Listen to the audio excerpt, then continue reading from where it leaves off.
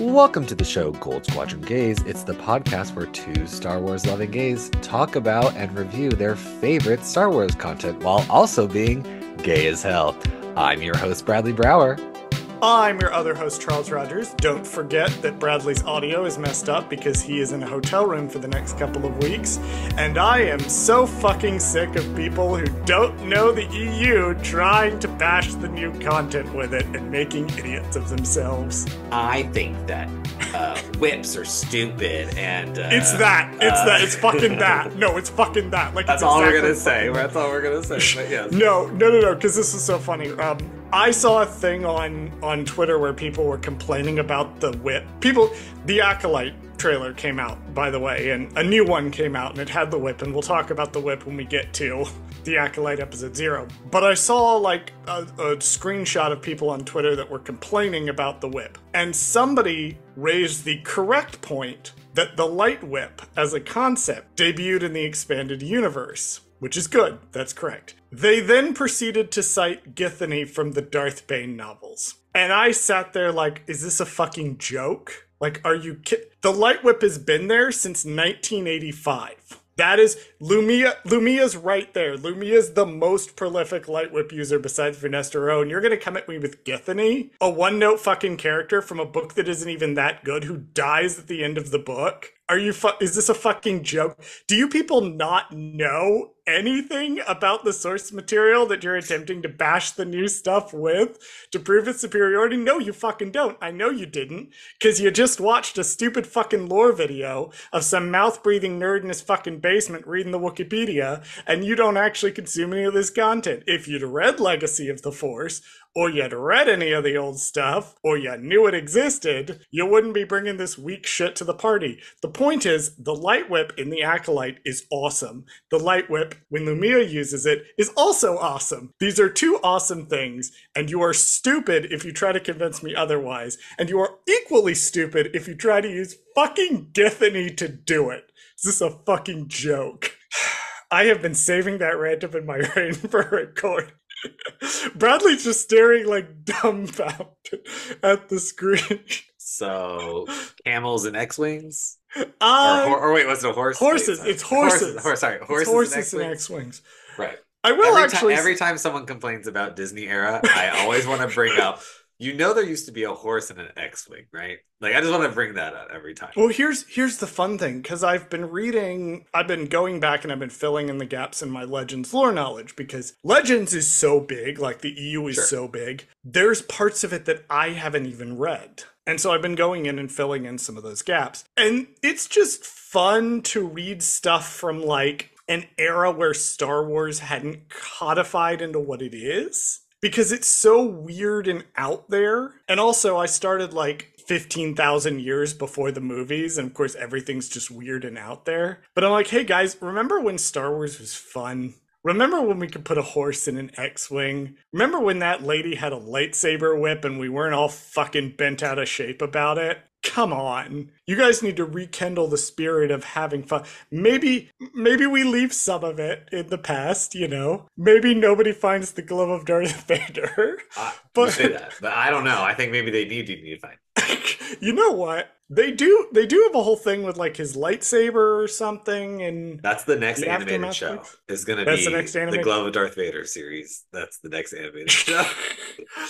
Look, to be fair, Rise of Skywalker did incorporate some plot points from the Glove of Darth Vader. Just saying. That's one of my favorite parts of the movie, was being like, hold on, is this from fucking Glove of Darth Vader? Now, granted, the Death Star didn't enter a wormhole to go to Mon Cala, because it's Mon Cala, right? I think. No, I don't know. It's been, I kid you not, something like 2 decades since I read those books. Like, sat down and read them.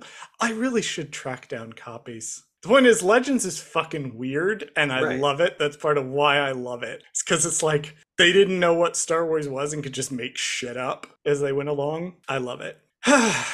Speaking of weird shit, I swear, I don't know. I was going to say, I don't think you're going to be able to do that. I don't think you're going to be able to bridge this. Look, the point is, I could sit here I could sit here and talk to you about the Knights of the Old Republic comic, which I'm currently in the process of reading, written by John Jackson Miller, who just wrote The Living Force, a book that I'm trying to convince Bradley to read so we can cover it on the podcast. But instead, we're going to talk about not the Acolyte, something else that isn't the Acolyte. I'm just sort of hyper fixated on the fact that we don't get to talk about the Acolyte yet. Yeah. That's pretty much all our coverage of the Bad Batch is going to be. Every single time in the beginning, it's just going to be covering and I'm being like, well, we can't talk about that Acolyte finale. Well, we're not doing the Acolyte yet. God damn it. We're either doing the Acolyte and then Tales of the Empire, or we're doing Tales of the Empire and then the Acolyte. I don't think we've nailed down quite what order we're going to do them in yet. But we're going it's to hard to do them in either order because I want to cover both of them. They're both so good. Here's the thing is we have to get through the Bad Batch while you're on this trip. I know. And then when you get home, we can cover all the other stuff. And then Skeleton Crew's coming up. We even talked about the fact that this week, as of recording the episode, we got Skeleton Crew, the first visual image from Skeleton Crew. The crew, like just the actual Skeleton Crew. Like, or I mean, I don't know if that's the show is named after or not, but it's my understanding. I don't know. No, I have no idea. Better podcasts than me, or worse podcasts than me, could like spin this out into an entire episode. But I vamped for way too long. Let's talk about the Bad Batch Season 3, Episode 5, The Return. This week, tensions rise as our heroes navigate new dynamics on a dangerous mission. Charles, what's one thing about this episode you liked and one thing you did not? The animation was really, really good in this one. I shouted it out before when we had the previous episode on this planet back in Season 2. I'll shout it out again here. Snow is really hard to animate and make look good. And this time they weren't even able to like hide it in the darkness. Like all the snow is like just there. Like well lit and in the ground. So I really thought the animation was very impressive. It's just technically impressive what they were able to do with it. One thing I disliked about this episode, the resolution, we'll get to it, but I have some, I don't want to say it's bad, but it's also emblematic of one of the biggest problems with the show, and this season in particular. So I'm not going to spoil too much what that is, but I'm going to say ahead of time it's that. What about you, Bradley? One thing you liked and one thing you did not. One thing I liked was the building of the tension and the emotion with the building of the action. I did kind of like how they kind of paralleled Crosshair and Hunter's kind of like tension with each other with the tension of the action of the worm about to attack them. I thought that was pretty nice. The thing I didn't like about the episode was that it was just them going to a snow planet and then getting off snow planet. I don't like when we do a monster attacks episode, which is literally, we already did that this season. So why are we doing another random monster attacks stuff this episode? Wrecker even lampshades it at one point. He's like, why is there always a giant monster? Yeah, I'm like, that was cute when you guys did it on episode 2. So why are we doing the same episode? Like just with Crosshair now in it? Like, I don't know. I just didn't like that.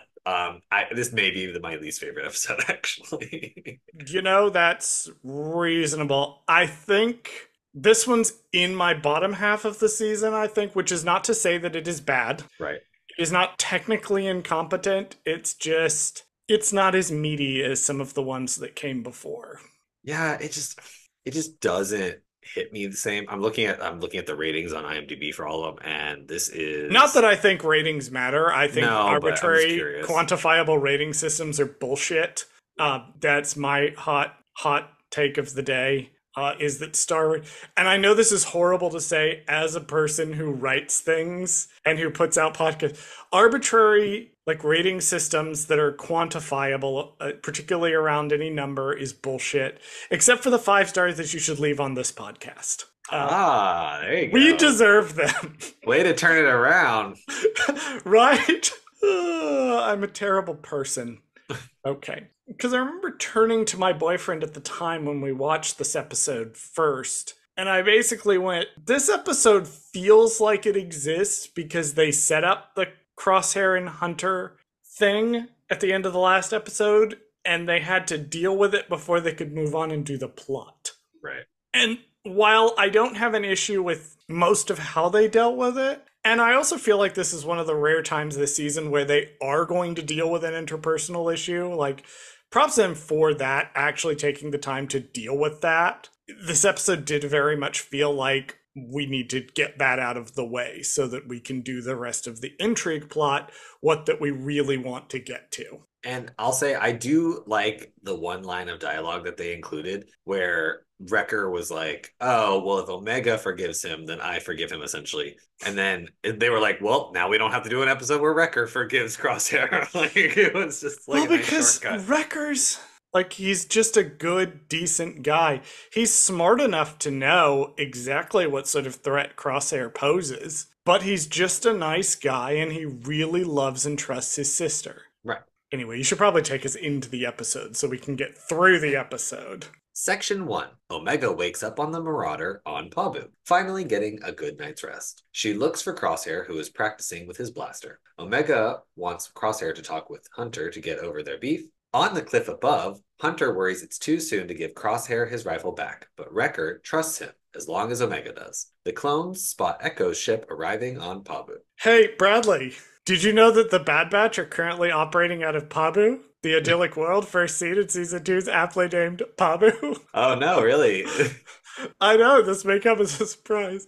That is one of the first trivia facts on StarWars.com's trivia guide, which I just found very funny that they included this as a fact. That actually is really funny because it's like, yeah, we know. Like, well, I mean, so the thing is, God bless whatever poor social person, website person had to put this trivia guide together. Right. Because there's certain ones this season, because they're reusing things like setups that they already did. Yeah. A lot of the like fun facts that they have to include, they have to kind of scrape. They're not quite scraping the bottom of the barrel, but they can see the bottom of the barrel. So they need something to fill this up, but they've already used all the facts in seasons 1 and 2. So they're having to include these things. But also, like, I guess that does make sense. Like, I don't know. I thought that was funny, that was the first trivia fact that they had.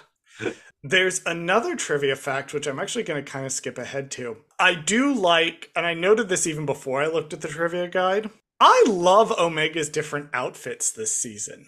I noticed that, like, she's always wearing a different outfit in like almost every episode, really. Yeah, she actually got a wardrobe this time. They had the budget for a wardrobe.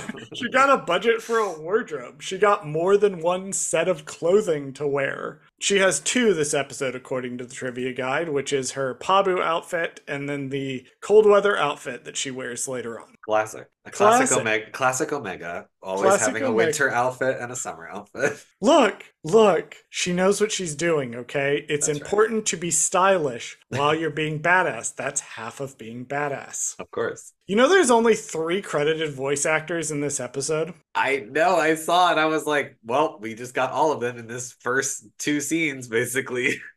Easy peasy. The only one that's not one of our normal 2, this is your reminder that AZ, who makes a reappearance in this episode, is being voiced by Ben Diskin, who has 379 acting credits that we will not be going through again, because we definitely covered him back in season 1. I have a question about AZ. Okay. I like they brought him back, but I don't like how he's just kind of there. Like, there's no reason. Like, he's not doing it. He's literally holding fruit for Crosshair, so that Crosshair can shoot it. So, like, I'm like, wait a minute. What? Why? Can we have you do something this season? Like, He's just there. Like, I'm like, He's heck? just kind of there. Yeah, he's been relegated to like just background, Easter egg. I mean, it's like I felt like season 1, I was so invested in him, and I was like, oh yes, AZ. This is the new Batcher. Like, he's the new joining the team. They have a droid now that talks. And then it's like, not really. That didn't really, they kind of sidelined him in season 2, and now in season 3. Yeah, he mostly just gets stuck like working at Sid's bar, and he's just kind of around. And now he's just then here. He's just randomly here. I think he will turn up, if I'm remembering correctly. He will do some medical triage later in the season, but it's not that substantial of a deal. Right. Yeah, something about this season. It kind of came up too last episode. Remember when we were talking about like what happened to Bolo and Catch? Right. Like, because they were all over the first two seasons, just sort of there in the background, then they disappeared and we never heard from again. I have a sneaking suspicion, and this is my tinfoil hat theory about this particular season. This particular season was cut down. That's my theory. And it was either because they really wanted to finish the show and get something else out there, get something else going, or the amount of money it was taking to do the episodes that we got was so high that anything that was not immediately relevant to either setting up future storytelling or resolving the Tantus plot and the characters associated with it got left on the cutting room floor. So they set up a lot of these characters like AZ and Sid and these characters that turn up, even Rex to an extent. Like Rex gets 2 episodes right in the middle, the mid-season, and we'll talk about them. 2 really good episodes. And then his plot is basically over. Yeah, it's He so doesn't weird. really contribute to rescuing the clones from Tantus at all in the finale. Spoilers for the finale. So I do feel like they basically took a cleaver and just chopped away anything that they had set up that was not going to come back and be relevant to the Tantus plot. And it's weird because there's only like if you look at the episode list, there's only this season only has one less episode than the other 2 episodes or the other 2 seasons. So I don't understand how much was really cut down because really they only removed 1 episode. If you think about it, I mean, there probably was. I'm assuming there probably was a 16th episode at some point, and they thought just for time and money, they were like, we can cut this whole episode, like because it was probably a standalone kind of thing. Well, it's also a handful. There's a handful of episodes, episode 2, and then the Finnick episode, spring to mind off the top of my head, that could have been shortened, rolled into another episode, or are either hurrying things along and spinning the wheels of the characters at the same time. Like, I have a sneaking suspicion that somewhere along the line, stuff started getting cut out. Yeah. And I also do feel like that some of these characters, they may not quite have known what to do with them after seasons 1 and 2. Like AZ, I think they made a big deal because AZ made a lot of sense in the first season, and then they just didn't know what to do with him. Right, he was just kind of there, yeah. He was just kind of there, which was nice to see him pop up, but that's my theory. That's my tinfoil hat theory. I mean, I guess while we're on the topic, I also think because I don't think it's unless this comes up later, but Sid is never we will get to Sid. Okay, when does that come up? We will get to Sid. It will come up later in the season. All right. What happened to Sid? Okay, and I have a real. It's probably the thing I liked. And I want to be clear. I love season 3 of The Bad Batch. The thing that I disliked the most about season 3 was Sid and how that was addressed. So we'll come to that, and we'll come to why I don't like that when it is relevant. I don't want to harp on it because I don't want to take away from the episode that we are actually watching. Speaking of the episode that we are watching, and things I did like, I love the writing of Omega has become so good. Like, it was already good. It was really good in the first 2 seasons, but it's real good now. Because I don't know if you noticed, she tries to talk to Crosshair directly about his hand, and he's like, I don't want to fucking talk about this. So she switches tactics and starts talking to him about his sniping, like trying to get him comfortable, trying to get him talking. Because he clearly doesn't want to directly address the issue with his hand. So she's like, okay, well, what skills does this require? And it seems like she's building up to something that doesn't happen because they kind of get interrupted. But I do really like the way Omega is written in this season. I feel like they were hitting their stride with Omega, like kind of like Ezra in Rebels. I think around season 2, like whenever he shaves his head, I feel like that's the season switch. 3. Season 3? Okay, this is season 3. I feel like same thing is here. We're hitting that 3rd season where the writing is getting better because the characters are, we're more comfortable with the characters, right? We're more comfortable writing the characters. I feel like Bad Batch would have really succeeded if they had done just 1 more season, just like Rebels. I feel like if it had a 4th season, I don't know what that plot would have been, but I like the idea that now that we're so good at writing Omega, like let's really give her some real heavy stuff to deal with and do like in the 4th season. I think that would have been chef's kiss. Yeah, I like the 3-act structure of the show, but I don't know. I don't think I would have wanted a 4th season of The Bad Batch. I do think I wanted more episodes in season 3 because I think where it ended was the perfect ending for it. Yeah. But I also think that it needed a little more for its own internal world that it had set up. Apparently, according to the StarWars.com trivia guide, which is good because I don't know my ships, the ship that Echo arrives in is apparently called the Remora, and it was last seen in Tipping Point. What is a Remora exactly? I think it's a type of fish. I think it's an eel, right? It's an eel. A remora, sometimes called a suckerfish or Huh. shark sucker, is any family of the ray-finned fish of the order. I'm not fucking saying that, according to fish. actual Wikipedia. Interesting.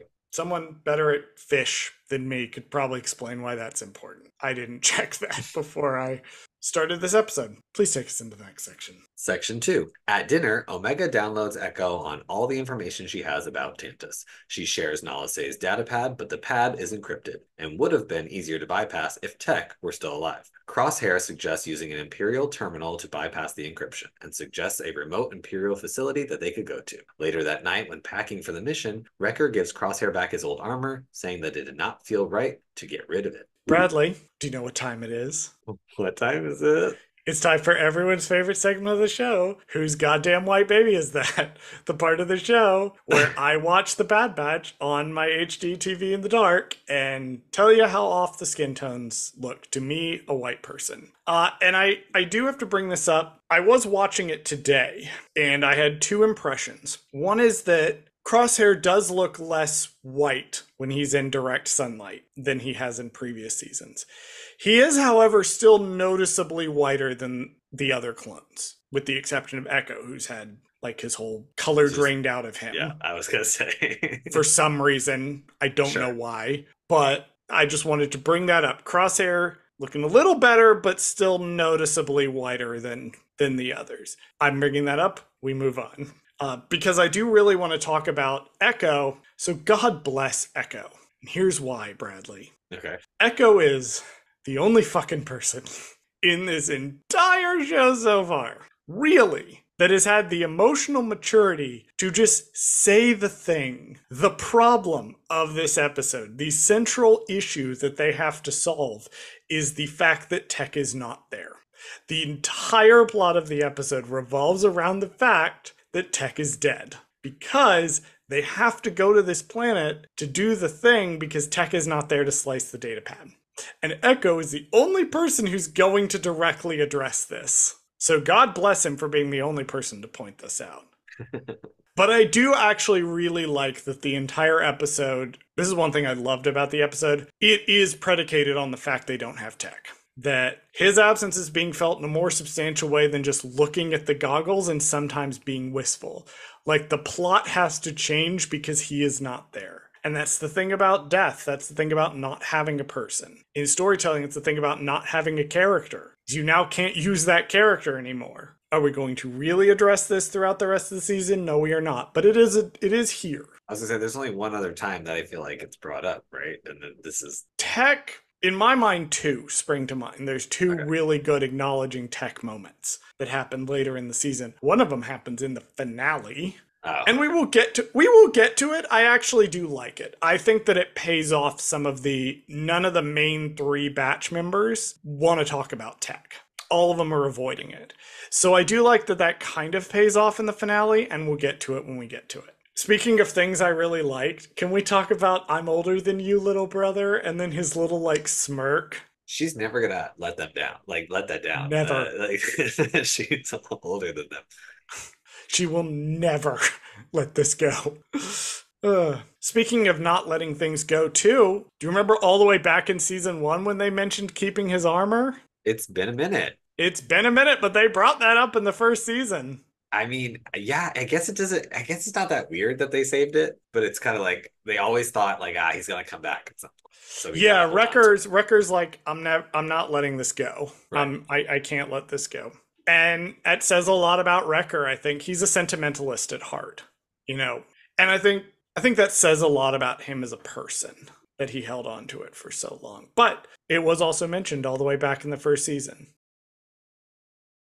Section 3. The batch arrive to the snowy planet Barton 4. The Imperial base they land by is abandoned. They notice a perimeter sensor at the base that Crosshair claims is to keep out raiders. This causes tension to rise between him and Hunter, not giving them all the intel. Echo forces them to calm and focus on the datapad mission. They gain access to the depot with Batcher's help, and they restore power to the depot and turn off the perimeter sensors. Outside the depot, something starts to approach the base. The planet they are on is called Barton 4. We've only seen it in the previous episode where we went to the episode. Yeah. There you go, planets nerds. I have acknowledged the planet. There are now 2 snowy planets in the Star Wars universe, and that's it. Nothing else. You can have 2 of them. 3.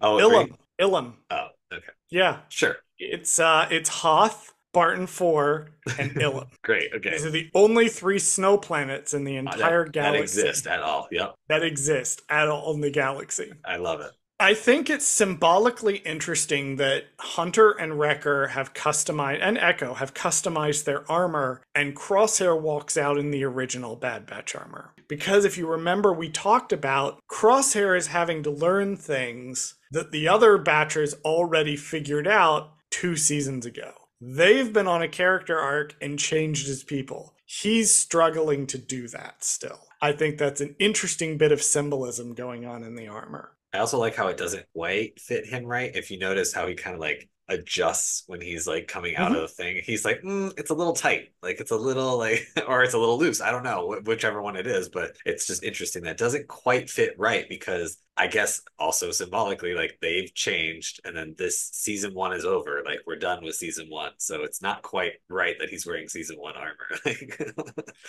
Yeah, I think that's just a really interesting bit of symbolism there. That in this tiny moment, visually, we are seeing where he is at in relation to the characters. He's really the protagonist of this season. Like, this is his season. This is his season, yeah. This is his season. Anyway, they're having this whole scene. They're running around in the base. Crosshair's having his moment with the clone trooper helmets and Mayday's helmet. And then Hunter is watching him, etc., etc., etc. But I'm distracted because I'm busy thinking, what happened to the base? Yeah, it just snowed. Why are the perimeter sensors running? Right. Were they going to abandon the base in the previous episode? I genuinely, I don't remember. Because I was like, why would you leave the perimeter sensors running? It doesn't make sense. Let me see if there's something in the Wikipedia. This is the thing Charles didn't research, by the way, in addition to what a remora is. Charles didn't do a lot of his research on this episode. Yeah, I guess my only guess would be like they just didn't care. Like it was one of those things where it's like, yeah, they're going and then we just leave them. Like whatever. They'll die eventually. Or like they'll run out of power eventually, so we'll just leave it for now. And then, like, yeah, they left it and they like left the sensors on, but I'm figuring the Empire just abandoned the base and they never bothered to turn the sensors off. Yeah, that's my only guess. Just so they could keep all of the monsters and raiders away until they had finished getting everything out of the base. Because it was basically just being staffed by those clones. Right, and once they got rid of all the clones, I guess they didn't need the base anymore? Like, or there just wasn't enough people to staff a remote location like this, so... Yeah, because Mayday was the last of the clones, I think. Yeah. Yeah, Mayday was the last of the clones. Oh, that's really fucking depressing. His name is Mayday, and he's the last of them. Yeah, this is pretty bad. Jesus Lord. Now I'm thinking about what a good episode The Outpost was. Fun fact, that's the highest rated episode in the show's history. As it should be. It was a really good episode. You know what else is really good, Bradley? What's that? The Kiner score, which is once again carrying this entire show on its back. Fair. Like, it's a light carry. Like, it's not having to work that hard to carry it, but it is carrying this entire show on its back. So earlier, I slightly made fun of the fact that the trivia guide was sort of picking at the low-hanging fruit on some of this trivia. But I do want to read a piece of trivia that I think was really cool that I didn't realize when I watched the episode until I read the trivia guide. So I'm going to quote directly from the Return Trivia Gallery on StarWars.com. Quote, "The ice worm creatures are much less active in the coldest seasons, which is why it never attacked when Crosshair was stationed at the snowy base in Season 2. If you compare the weather patterns in this episode to the Outpost, you can see that Barton 4 is now experiencing a slightly warmer season. Okay. So when you watch, it's sunny and the snow and ice appears to be melting I see. So slightly. maybe it's not always an ice planet. No, it's always an ice planet. It just vacillates between cold and bone-chillingly fucking cold. I was gonna say, I was like, maybe I was trying to give them a chance here with the whole like, it's not as cold, or it is cold. It's an ice planet. It's not an ice planet. Well, I do think that that's very cool because that's something I'd never picked up, but makes complete sense that this planet would just be oscillating between internal seasons and then the movement of the local fauna changes depending on the season. So, like, yes, that's a good explanation for why there's an ice worm now and there wasn't an ice worm before. Maybe the worm thought that the snow was spice. I don't know. I don't know how to explain. I was Look, just about to say they I'm would put not this gonna episode make out it during through Dune. this. Like, They put this fucker out during Dune. They knew what they were doing. I feel like they did though. They Like, knew what was happening. there's two conspiracy theories I have about this episode. One is that they included an ice worm to be like, look, worms underground, different than Dune, like, but also Ours the are in same the thing. snow. Right, that's the difference. My second The conspiracy Jedi is mind trick is definitely not just the voice, right. even though the Jedi mind trick is just the voice. No, but my second conspiracy theory is that Batcher was only included this season just so that she could dig them through the snow to get them in this episode. They had to introduce a dog at some point because they were like, how are they gonna get into the base? They have to have a dog dig into the base. I think that's the they only reason why introduced Batcher Batcher because fuck you, dogs rule. That's also could be true. But my fun conspiracy theory is Okay, there that you that's go. the only reason why she's introduced in the show. Conspiracy theory us into the next section, Bradley. Section 4. Echo and Omega focus on the data pad, while Crosshair and Hunter step outside to talk. Tensions rise as something slowly approaches the base. Crosshair confesses the crime that betrayed the Empire and blames Hunter for Omega's capture. Before they can fight, a giant worm attacks. The worm chases them back into the depot. They focus on getting the sensors back online. Crosshair and Hunter work together to lead the worm away while the rest of the team works to restore the sensors. Hunter gets trapped in the tunnels dug by the worm, and Crosshair manages to save him at the last minute. Omega activates the sensor right before the worm catches them and is driven away. I just want to highlight the line that Crosshair says, "You're angry because she escaped with my help and not yours." Yeah. Interesting line. I kind of wish we'd gotten a little preamble to this. Because, like, on the surface, I do think he's kind of right. On the other hand, though, that doesn't really gel up with what we saw with episodes 2 and 4. Like, I wish we could have seen a little more frustration from Hunter at his inability to find Omega. And that would have led into this a little bit better. This is still good, but I do wish we could have seen that a little bit early on. I feel like that would have been where the missing episode was. I feel like there would have been another episode somewhere where they get just close enough to figure out where they are or how to get Omega, and she's not there, or she's like, they fail or whatever happens. And at the end of that failure, now for the second time failing to find Omega, then Crosshair shows up magically and is just like, here she is, I got her for you, kind of thing. That would. You know what they should have done? They should have ended the last episode with them getting away from the planet. And then that should have been the end of the episode, and we should have had another episode about Hunter and Wrecker, and at the end of that one, they get the signal, and it's Hunter reconciling with this. Yep. Like, that would have been a good episode to have in there of Hunter reconciling with the fact that he's failing to find Omega. I think so. And that would set up this argument really well. Even as it stands, the argument is good. And I do think Crosshair's right here. And I do think Hunter does need to hear it. But I did also wish we would have gotten a little more preamble to this. Or even in the kid episode, if it had come down to a choice between, like, saving the kids and getting closer to Omega, and he had picked the kids, and then later he was like, well, I'm frustrated because we're still no closer to Omega. Something like that. I will note that Hunter does not notice the approach of the ice worm because he is so busy arguing with Crosshair. Even though he has heightened senses and should definitely notice because Batcher noticed that something was coming, Hunter doesn't because he's so wrapped up with fighting with Crosshair. So here's my issue with the resolution of this episode. I think it works for the characters really well, and it's really consistent with the characters. Basically, Hunter and Crosshair escape the big monster, and then they're fine. Like, they're not fine, but they're not fighting. Like, great. Okay. It was cool, I guess. Yeah, the action's I think the action's pretty decent. I mean, it's like it is what it is. The problem is this is my problem with the episode is that it just is like the only reason why it's even remotely interesting, I guess, is just because it is action and stuff. It's just like a worm underground trying to kill them. It's just another monster attacking them episode. So it's kind of like there's not much to say other than like, oh yeah, their personal relationship They is fought a getting in the monster way. and Yeah. now they're fine. Yada yada Right. yada. Section 5.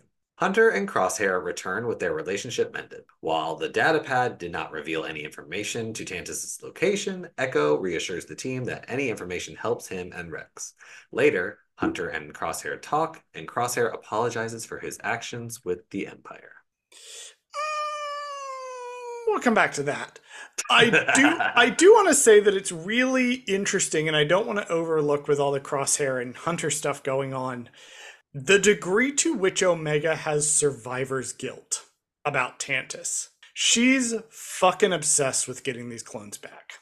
Like, she can think of nothing else, and you know what I love about the end of this episode, this scene where she's talking about it, who she's talking about it with. She's talking about it with Echo. She's Right. talking about it with someone whose entire squad fucking died during the Clone Wars. Domino's squad is gone. Echo's the last one left. The last one that wasn't him was Fives, who died horribly. So, like, it is very important, I think, that it's Echo and Omega having this conversation. And Echo tells her the truth that she needs to hear. You did the right thing. You got out. And the important part there is, since she's out, she can now help the other clones. If she had stayed, they would not be getting closer to being able to free them from Tantus. Right, so this Hunter and Crosshair conversation, I kind of want to come back to my...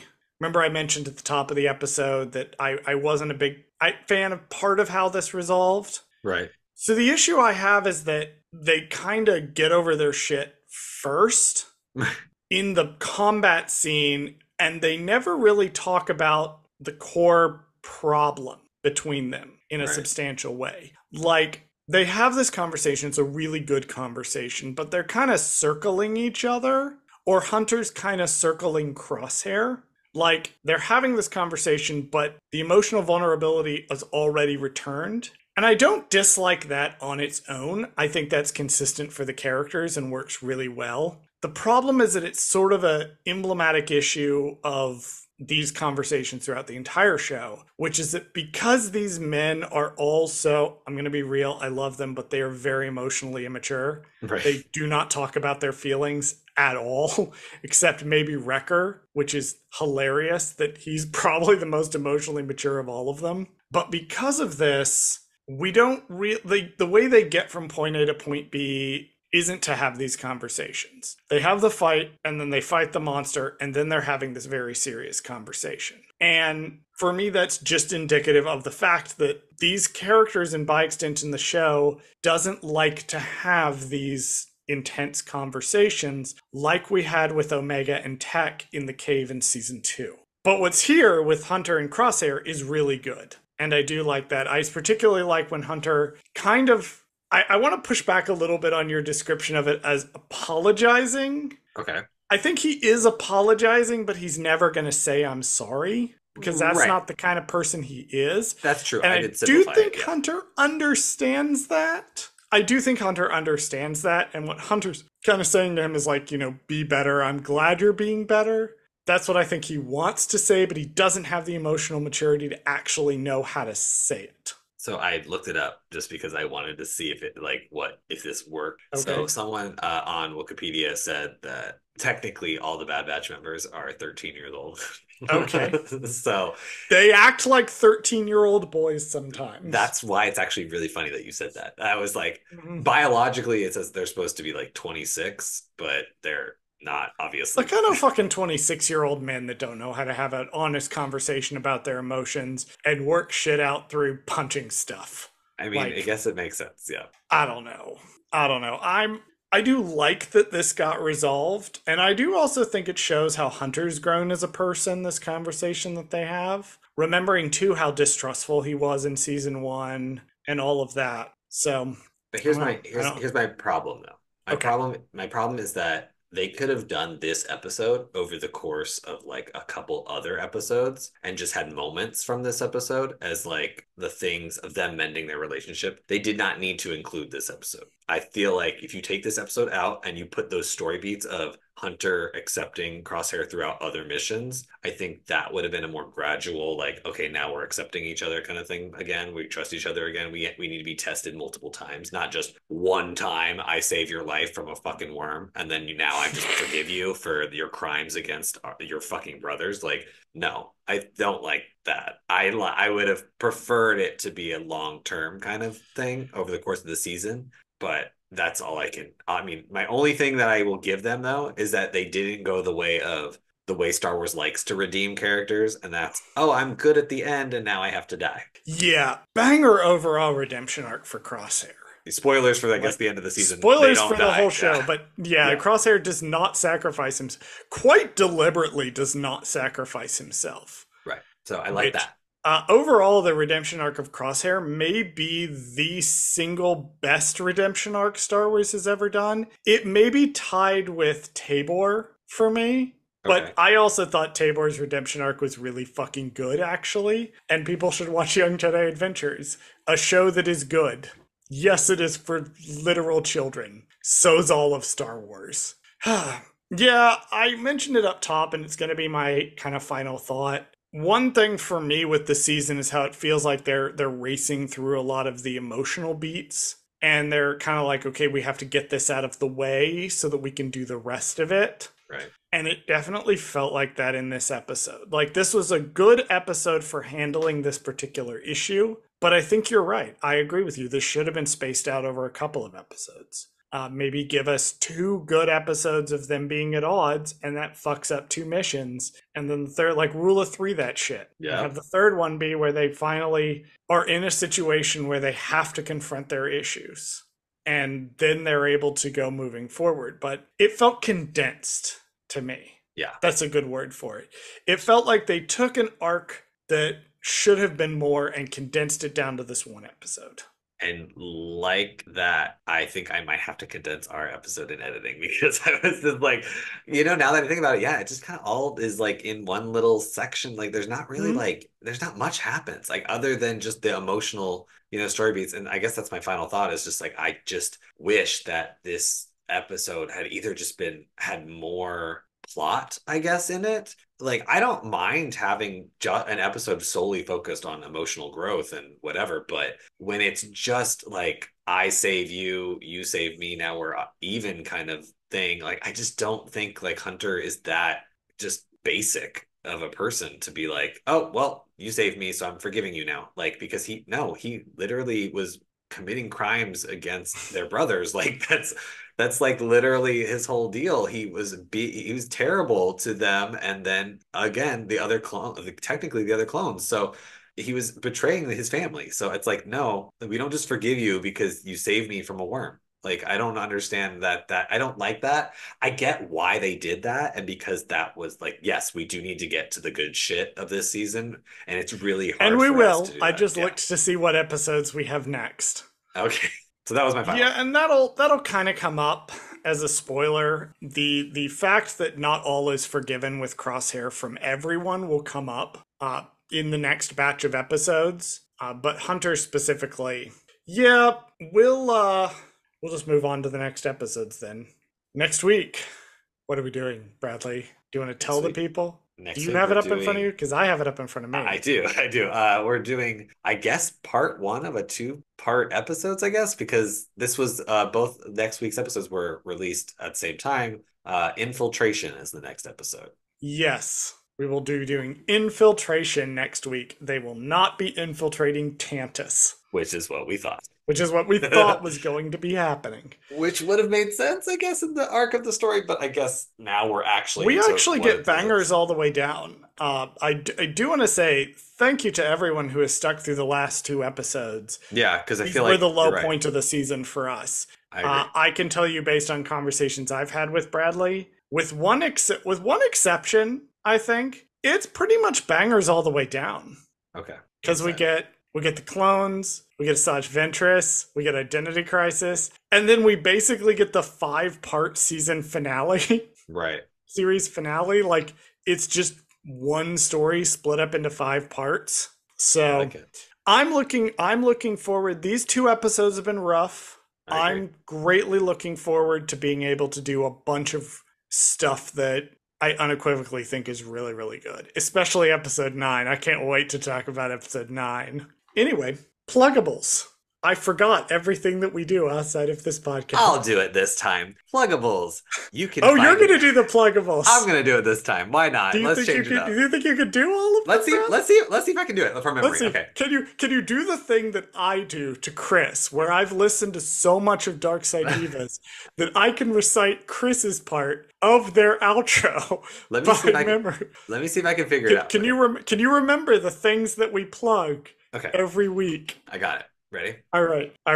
Pluggables. If you want to follow things that I do a lot of production work in the industry. You can see some of my stuff on Bravo and Peacock. Currently, I'm promoting The Circle season 6 on Netflix, which is completely out in its entirety. You can watch the whole thing. We filmed it in Atlanta. It was so much fun, and I can't wait for everybody to see it. As for Charles, he is a writer of a gay novel series that is called Beach House Studios with a 2 H's, 1 H. It's 1H. 1 H. One word, Damn 1H. Okay. With one word, 1 H. You can get that on Amazon and Kindle, right? Amazon Kindle, yep. Okay. You can download And it the there. second one, there will be an announcement very soon about when the second one's going to come out. Awesome. So And if you're then- still mad at me about the cliffhanger ending of the first book, more is coming. More is coming. Okay. Good tease. What else? What else do I have? I have one more thing, Bradley. Charles is also on another podcast called For Light and Dice, a Star Wars TTRPG that is role playing or something. And then is there another part of that you say? There's another part of that. Damn it! Oh, Come on, you can do it. Wait, a TTRPG podcast where he plays an alien. I don't know. Wait, what Technically, is that's it? right. You're looking for a TTRPG podcast set in the High Republic. Set in the era. High Republic. God damn it. Okay. Yes. DM'd by our friend Chris from Dark Side Divas, which I do alongside Hope from J Guys and Jedi, Jess from RuPaul's Pod Race, and our friends Colton and Robin. Love it. See, I did a decent job. I think you did. You did okay. You did pretty okay plugging the pluggables. I think if I were to ever do it again, I would need a script. But yes. I can just do it from memory because I have done this podcast way too much, just like we have run our socials way too much. Thank you for listening to this episode of Gold Squadron Gaze. Did Charles fuck something up? Email us at goldsquadrongaze@gmail.com to let us know. You can also find us on Twitter at @GoldSquadGaze, and you can find us on TikTok and Instagram at @GoldSquadronGaze. You can also find us on YouTube at our Gold Squadron Gaze YouTube channel, where we post full episodes of this show. Finally, if you liked the show, don't forget to rate us and give us a review on your favorite podcast platform. That allows other people to find our show. As always, thank you for listening to Gold Squadron Gaze, and we'll see you next week. Is he one of the gay X-Men? I don't see any part on the Wikipedia about gay, so I'm Okay, gonna go then I with don't care. no. Fair enough. But then again, aren't The all only- X-Men gay? The only X-Men I care about is Emma Frost. A woman. Yes. Have you seen her? She exudes just step on my neck energy. Like Charles, name a woman. Emma Frost. Name a woman. Any woman? Anyone. Oh my god. Fennec Shand, Asajj Ventress. There you go. There I you don't go. know. There we go. This is a weird section that's almost certainly going to get cut out.